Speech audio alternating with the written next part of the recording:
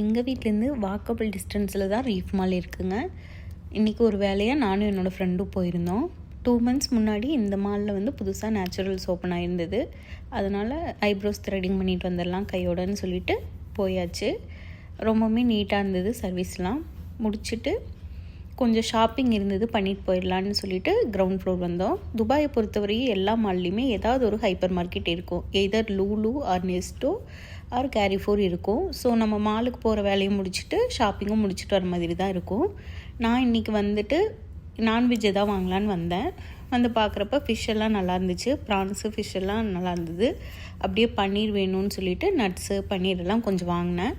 எல்லாமே வாங்கிட்டு பில் போட்டு வீட்டுக்கு கிளம்பியாச்சு. இன்னுமே வெயில் வந்து மத்தியான டைமில் கொஞ்சம் ஹீட்டாக தான் இருந்தது. அதனால் வீட்டுக்கு வந்தோன்னா கம்மங்கூழ் குடிச்சிட்டு குக்கிங் ஸ்டார்ட் பண்ணியாச்சு. ப்ரான்ஸும் பாம்ஃப்ரெட்டும் தான் நான் இன்றைக்கி வாங்கிட்டு வந்திருந்தேன்.